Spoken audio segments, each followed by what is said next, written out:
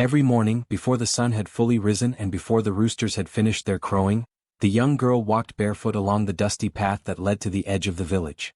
She carried no food, no flowers, no offerings, only the weight of her grief pressed deep into her chest.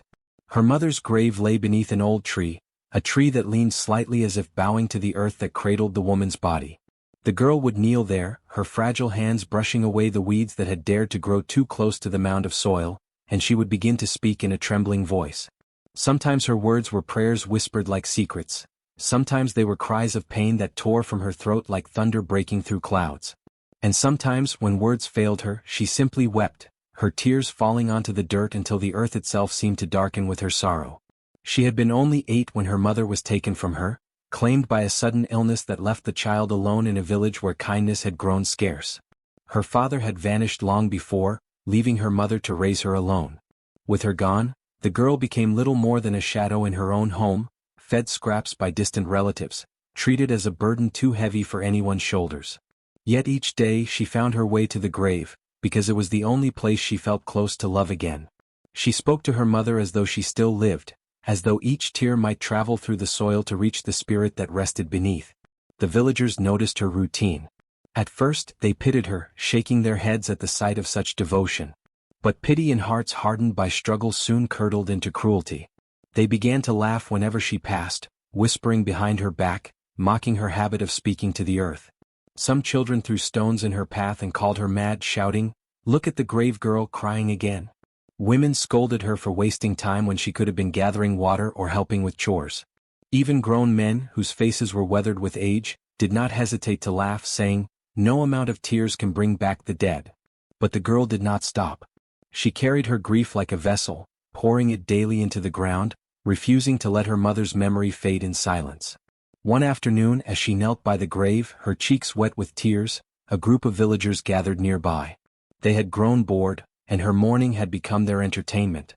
They imitated her sobs, bending to the earth and wailing in exaggerated tones.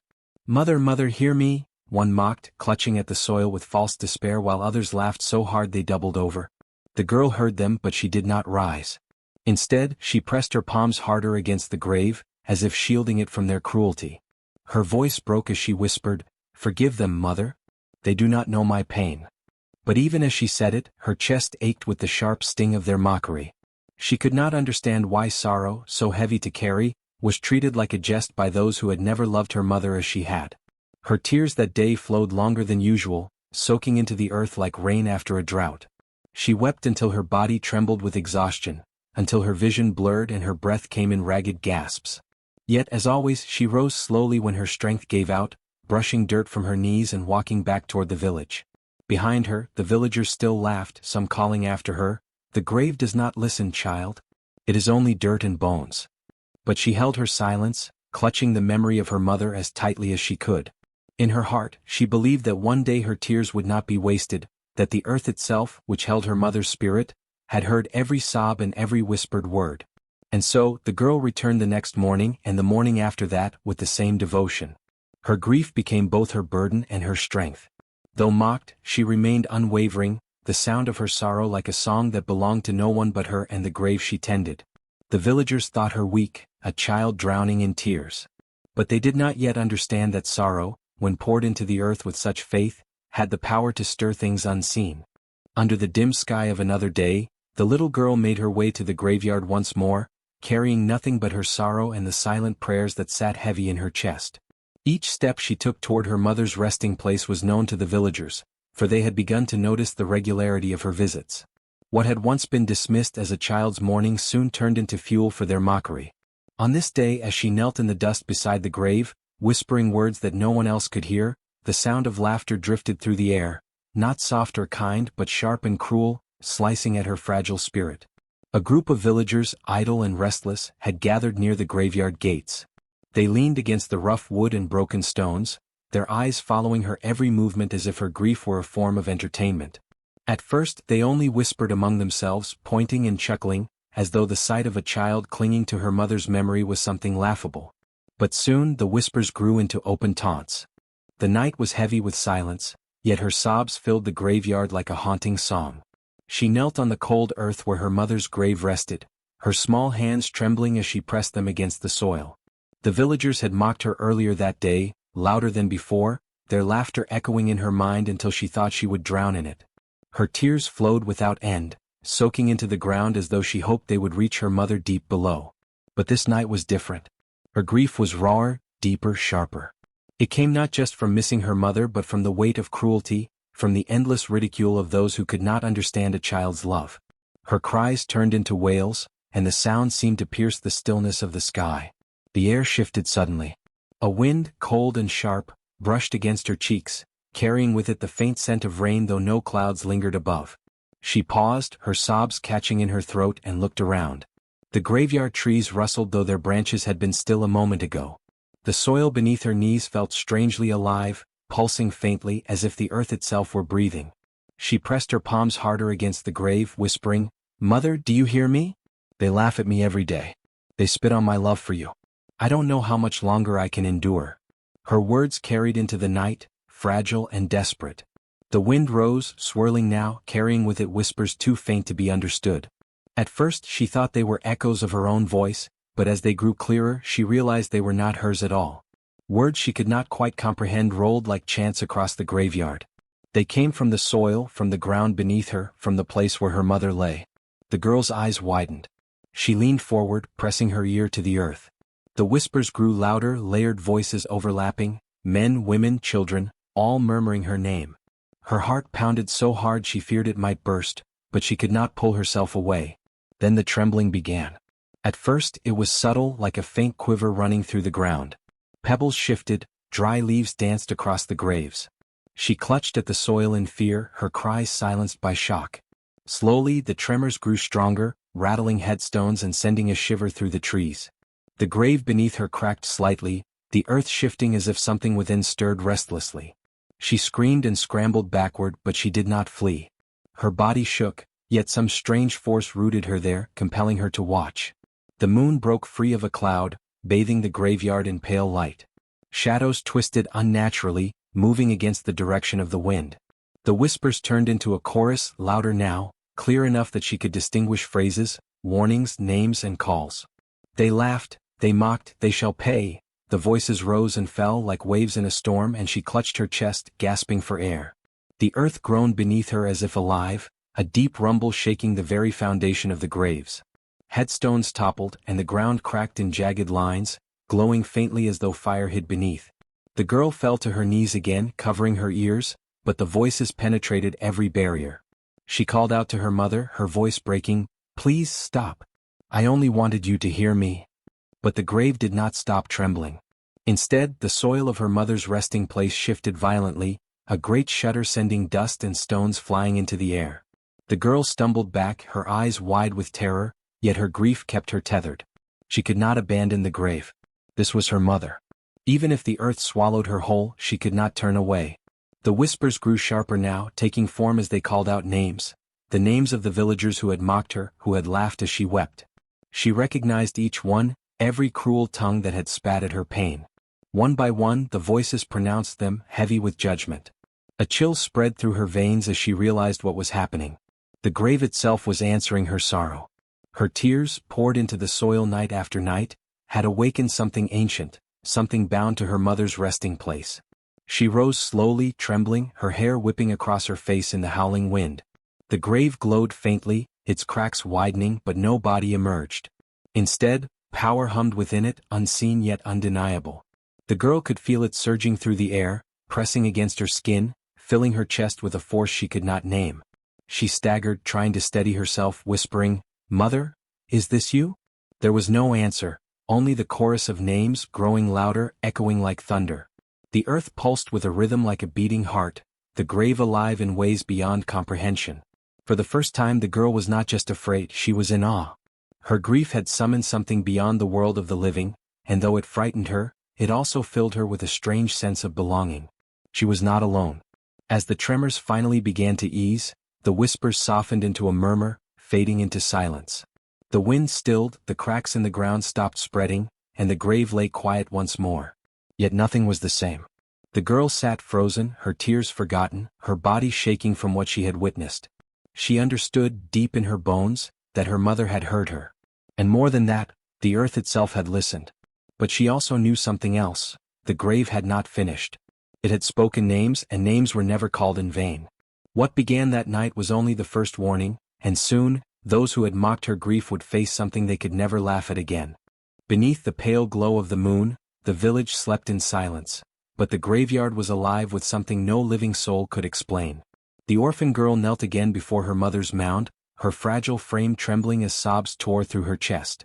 For weeks she had endured the laughter of those who called her weak, their jeers haunting her even more than her grief.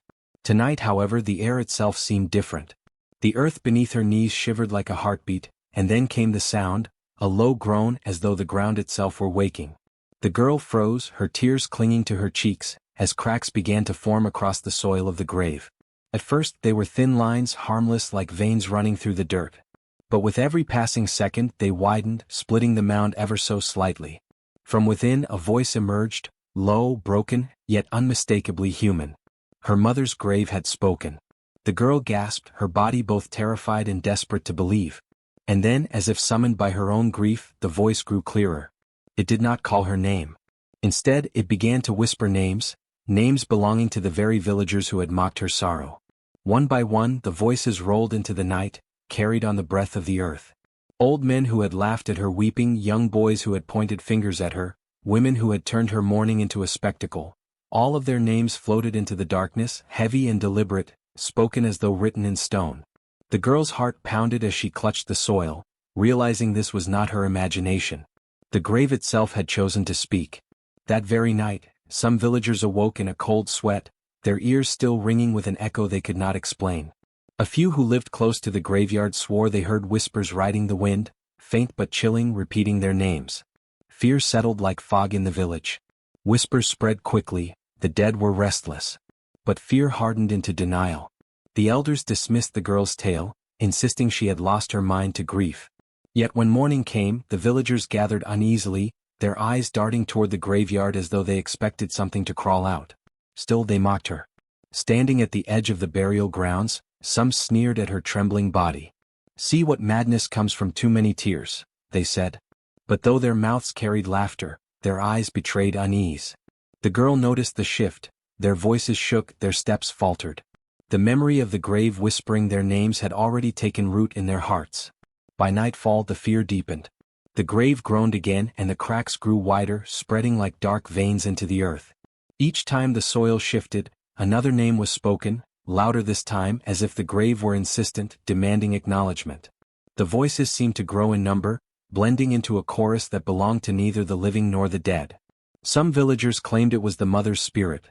Others swore it was the earth itself, tired of bearing silent witness to cruelty.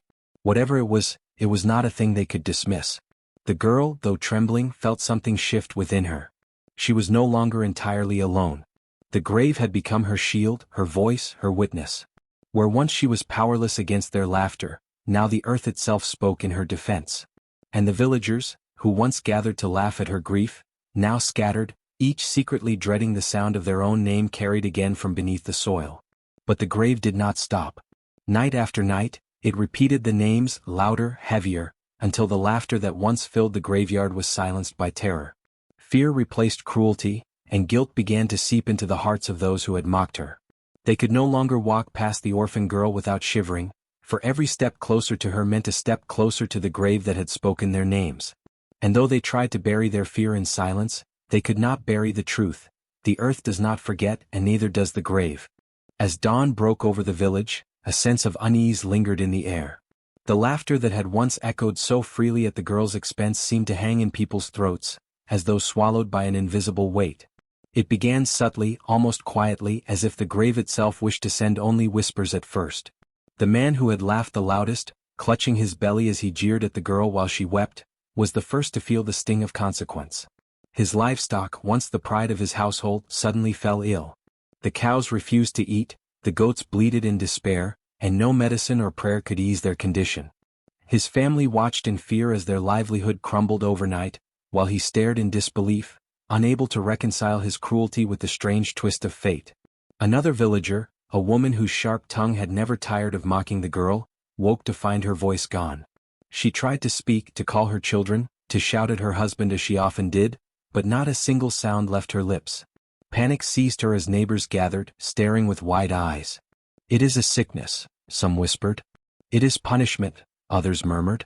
And though she shook her head furiously to deny it, everyone remembered her laughter at the graveyard, her scornful words piercing the silence of the orphan's mourning. Soon the stories began to spread like wildfire. The widow who had mocked the girl's dirty clothes now found her. The night after the grave's voice was heard, silence fell heavier than ever upon the village. Even the restless winds seemed to pause as if they too had been unsettled by what had risen from beneath the earth. Families who once filled the night with chatter and laughter sat wordless in their huts, their eyes glancing nervously toward the fields where the girl's grave rested.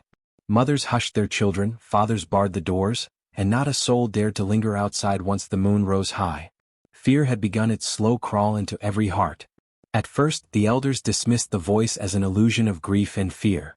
They told the villagers that the mind can create echoes when burdened by guilt, that the wind through the trees may carry sounds that resemble words. Yet, beneath their calm tone, their eyes betrayed unease. For each of them had heard the voice clearly, calling out names with sharpness that no wind could mimic. Denial offered little comfort, and in the darkness, doubt grew. The first warning came quietly, creeping into the lives of those who had mocked her most cruelly. A young man named Doma, whose laughter had once been the loudest when she stumbled barefoot in the market, awoke one morning unable to speak. His tongue swelled and stiffened as though invisible hands pressed against it. He tried to cry out for help, but no sound left his lips. His family carried him to the healer, but no herbs, chants, or remedies could loosen his tongue. Word spread quickly, and whispers began to slither through the village like snakes in tall grass. Another, a woman named Sifa, who had once hurled ashes at the girl and spat curses at her, found herself surrounded by swarms of insects. Wherever she walked, flies gathered, buzzing endlessly, crawling across her face and into her hair. She bathed in the river until her skin reddened, burned herbs in her hut until the smoke stung her eyes, but nothing drove them away. Villagers began to cover their noses when she passed, not only because of the insects but because a sour, rotting stench clung to her body as though death itself walked beside her. The misfortunes did not stop there. A hunter who had once kicked dirt upon the girl's resting place returned from the forest limping, his legs weak and trembling though no wound was found. His bowstring snapped each time he tried to shoot, and his arrows missed their mark no matter how steady his aim.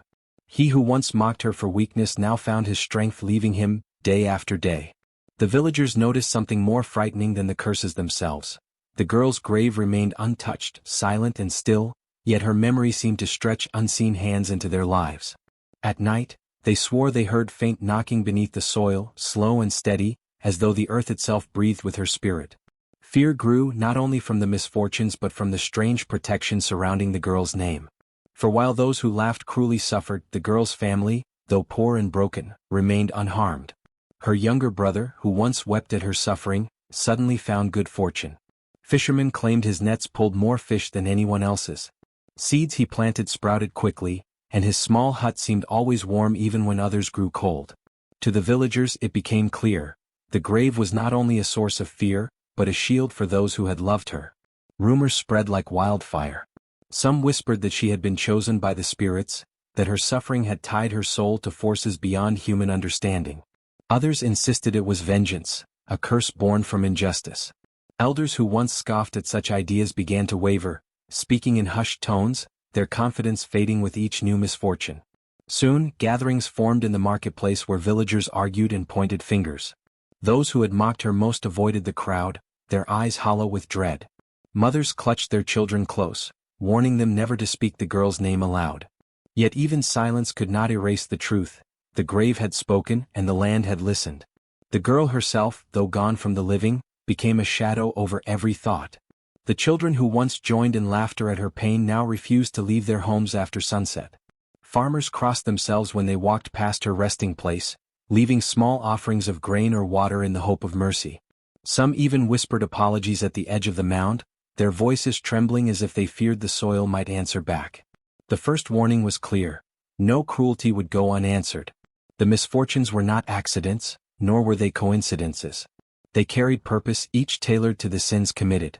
The louder the laughter once had been, the harsher the punishment now became. Slowly, the villagers began to realize that the grave was no longer a silent reminder of what they had done. It was a living presence, a force bound to the girl who had suffered beneath their scorn. And so fear took root deeper than ever before. It was no longer just the voice in the night that haunted them, but the certainty that unseen eyes were watching, unseen hands were judging, and unseen justice was already unfolding. The first warning had been delivered, and though the girl remained quiet beneath the soil, the villagers knew this was only the beginning. The graveyard no longer felt silent. Even when the sun blazed across the sky and the cattle grazed lazily by the riverbank, the villagers could not shake the memory of what had happened. They whispered in corners, too afraid to speak too loudly, for fear that the soil itself might hear them. Rumors spread faster than fire across dry grass. Women carrying water jars gossiped at the wells, lowering their voices when the girl passed by. Children, once bold enough to throw pebbles at her and laugh, now darted behind walls when her shadow stretched across the path. The men who used to mock her openly avoided her gaze, pretending to be busy repairing fishing nets or sharpening machetes whenever she walked by.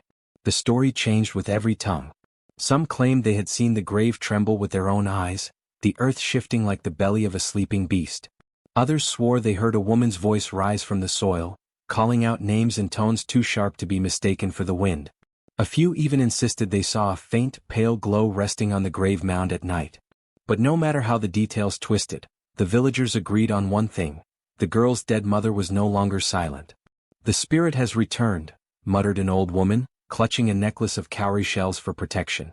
"She will not rest until her daughter's tears are dried." Another replied, "It is punishment. We laughed at her suffering and now the spirit watches us. The grave knows who mocked, who cursed, who turned away." Fear carved deep lines into their faces. At night, men carried torches longer than necessary, afraid of shadows. Women burned herbs outside their huts to ward off spirits. The air itself seemed heavier, as if every gust of wind carried an unseen presence watching from the graveyard. The girl, meanwhile, walked the village paths silently, her head bowed as always.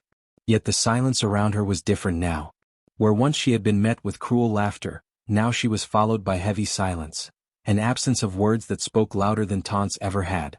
The villagers parted ways when she approached, stepping aside as though her very breath carried the grave's whispers. Some avoided her altogether. Friends of her late mother crossed the street when they saw her. Mothers pulled their children closer, whispering warnings not to speak ill of her. The once relentless teasing was gone, replaced by a fear that tightened throats and widened eyes. But not all responded with avoidance. A few, perhaps those whose guilt burned the most, began to approach her hesitantly. One morning, as she fetched water from the river, a woman came to her, trembling. She bent low, almost bowing. "Child," she said softly, "I never meant harm. Forgive me if I ever spoke words that cut too deep. I only repeated what others said." The girl, startled, said nothing. She simply stood holding her water jar, unsure what forgiveness meant when her heart was still raw with pain. Another day, two men came to her hut at dusk. They carried a basket of cassava roots and dried fish. They placed it at her doorstep, refusing to meet her eyes. One muttered quickly, "Peace to you, girl. May your mother's spirit not hold our names." Then they hurried away before she could answer. Whispers of these acts spread just as quickly as the original rumors. Soon others began leaving offerings, food, cloth, small beads, near her dwelling or at the grave. They believed such gestures might soften the spirit's anger, might protect their households from misfortune. The girl found herself surrounded by signs of both fear and desperate reverence. Some bowed their heads as she walked by, as if she were no longer just the poor, grieving daughter but the vessel of her mother's spirit. Others shunned her completely, disappearing from paths where she was seen. At night, when she returned to the grave, she saw more than her tears now. She saw the tokens villagers had laid there: calabashes of palm wine, small carvings, and strings of cowries. It was as if the grave had become an altar, not of worship, but of appeasement. Still she felt no comfort. The villagers feared her mother's spirit, but did they feel sorrow for the cruelty they had shown? Did they regret the laughter that had pierced her heart like knives? Or was their fear only for themselves, for the punishments they thought might come? One evening, as the sun sank red behind the trees, she sat beside the grave and whispered, "Mother, they tremble now. But do they tremble for me, or only for themselves?" The soil beneath her gave no answer, only the slow cooling of day and the rustle of the wind through the grass. Yet in her heart she knew that fear was only the beginning, because when people feared, they acted. And fear could lead them to beg for forgiveness, or to turn their fear into anger once more. For now, though, the village lived in quiet dread. Fires burned brighter at night, prayers rose more urgently, and no laughter echoed in the graveyard again. The cruel voices had been replaced with silence, an uneasy silence, thick with guilt, trembling with the weight of what might come next. And through it all, the girl remained at the center, no longer merely the child of grief, but the girl whose tears had awakened the grave. The nights in the village grew heavier, as if the air itself had thickened with dread. Once, silence had wrapped the fields after dusk, broken only by the calls of owls and the rustle of leaves. Now, every villager who dared to stay awake past nightfall heard it, the low, rumbling voice that rose from the grave on the edge of the village. It was not a scream nor a whisper but something in between, a sound that seemed to come from beneath the soil and from the air at once. The earth moaned, the trees swayed when there was no wind, and then the voice would speak a name. At first, some dismissed it as the cries of night animals. But when the first name spoken belonged to Koma, the very man who had laughed at the girl most cruelly, none could deny the truth. That night his wife woke to find him thrashing in bed, sweat soaking his skin, his lips muttering nonsense. By morning, his body had stiffened and his eyes stared blankly at the roof.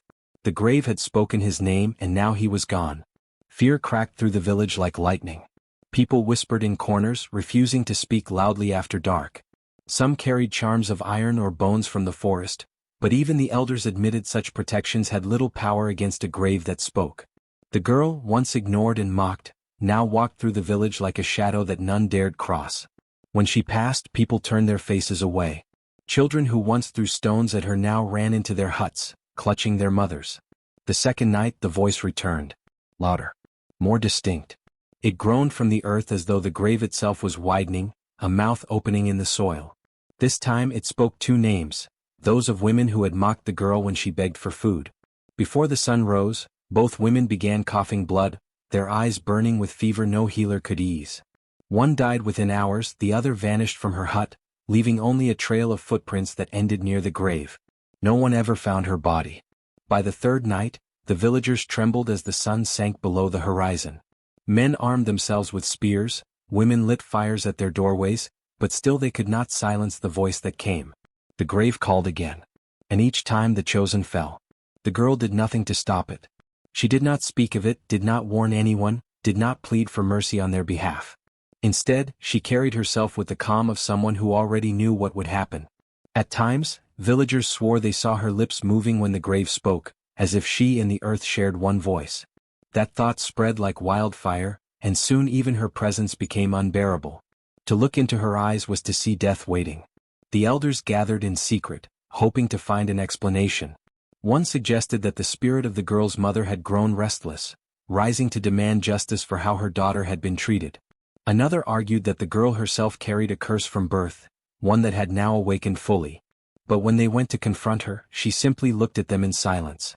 And in that silence, they felt the weight of the grave itself pressing upon their chests. None dared ask her questions again. Each night became a reckoning. People prayed not to hear their names. Husbands avoided their wives, friends turned cold to one another, for none knew whose cruelty the earth remembered. Guilt spread like infection, for even those who had only laughed once, only mocked once, feared the grave's memory.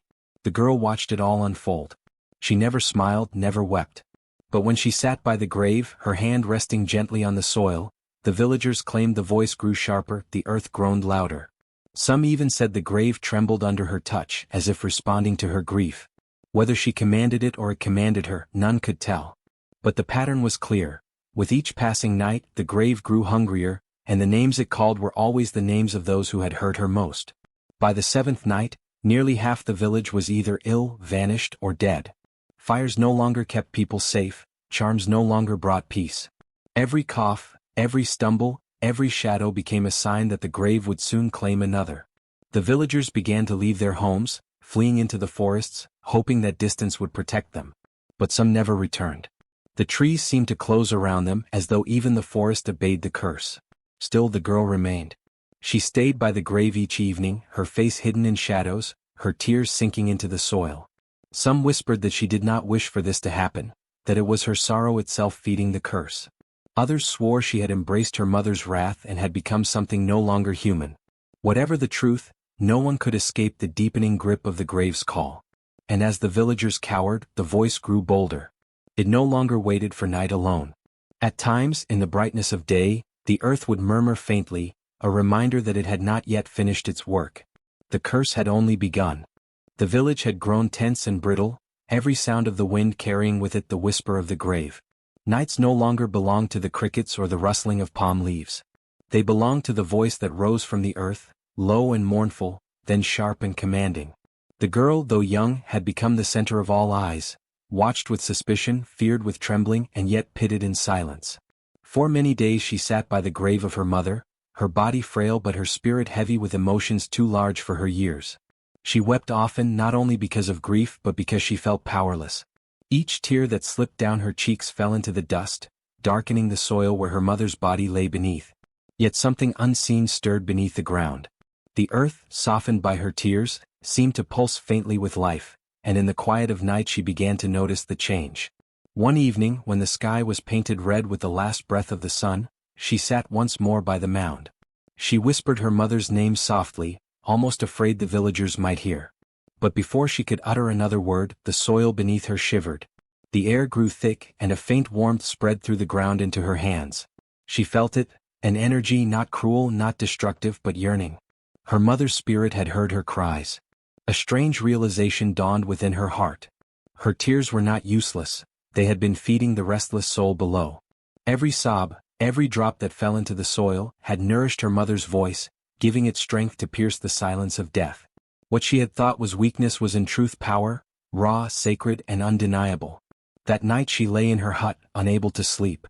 Dreams and visions drifted through her mind like flames in the dark.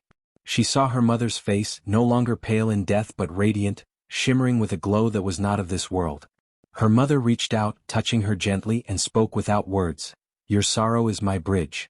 Through you I walk again." The girl woke with a gasp, her chest rising and falling quickly, but her fear was gone. In its place bloomed something deeper, strength. She looked at her hands, so small and thin, and yet she could almost see the shimmer of her mother's essence lingering on her skin.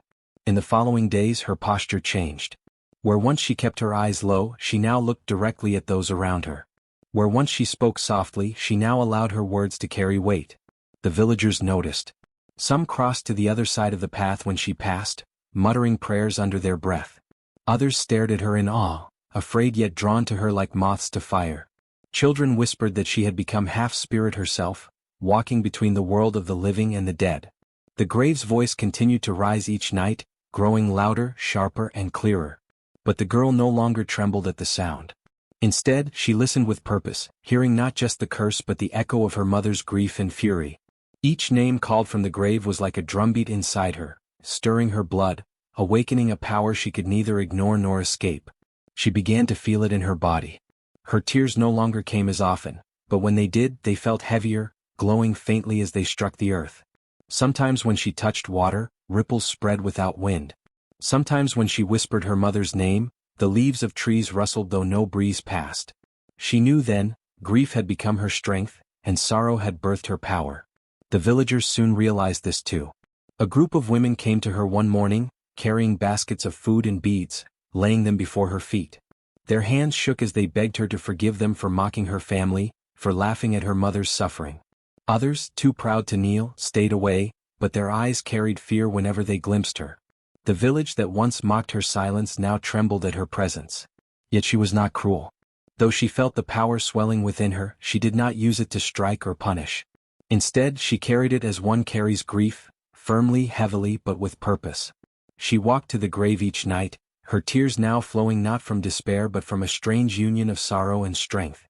Every drop fed the spirit further, and in return the spirit gave her courage, gave her clarity, gave her the fire to stand unbroken.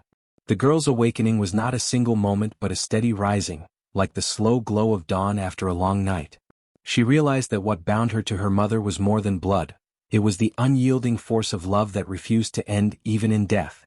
And through that love she now stood taller, no longer a helpless child, but a daughter carrying both grief and power, both loss and legacy.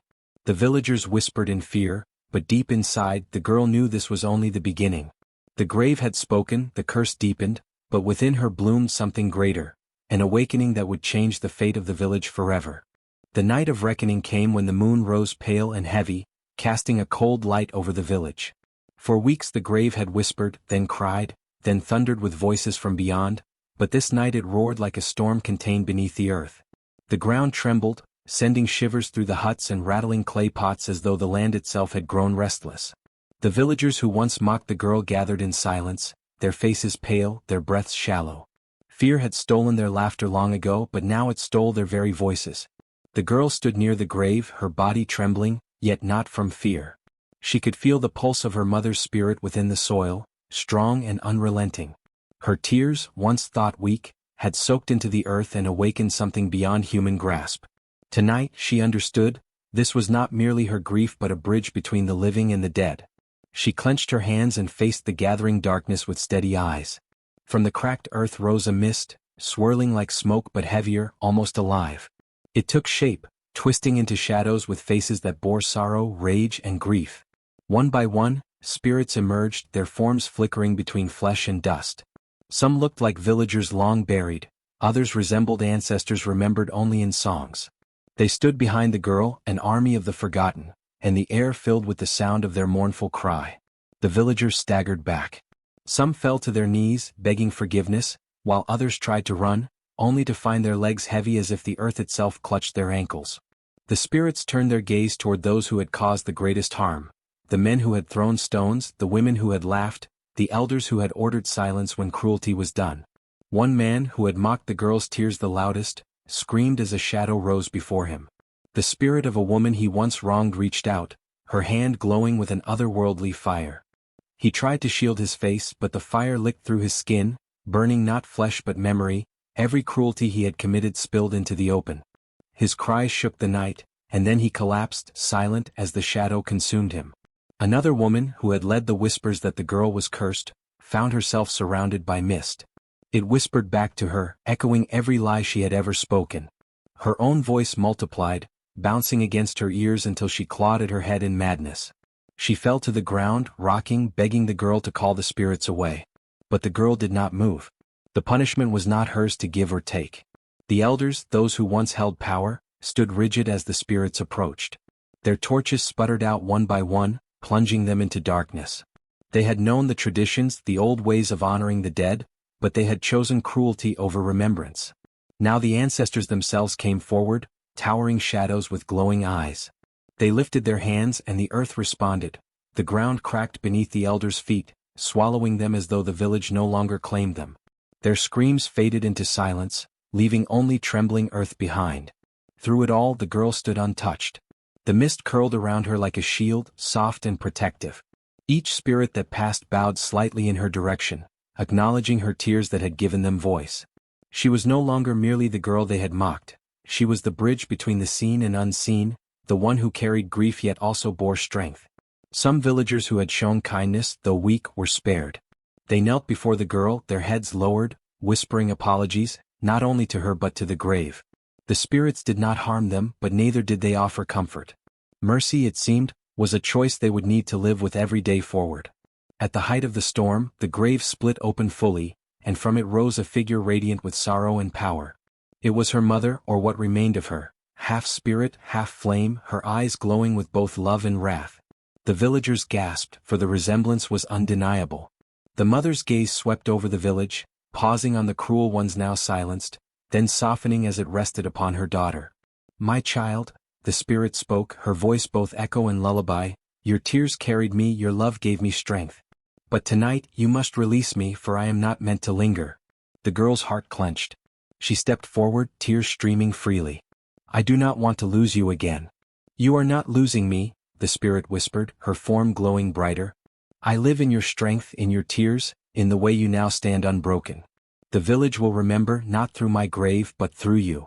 As her mother's spirit began to fade, the remaining shadows drew back into the earth, their vengeance complete. The mist dissolved, leaving the air heavy with silence. The cracks in the soil closed slowly, sealing the night's wrath beneath the ground once more. The villagers, pale and shaken, stared at the girl. Some could not meet her eyes, while others bowed deeply, acknowledging what they had denied for so long, that she was not cursed but chosen.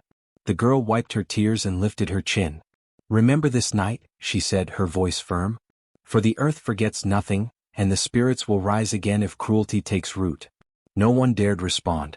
The torches were relit, but their flames seemed weaker, trembling against the weight of what had been witnessed.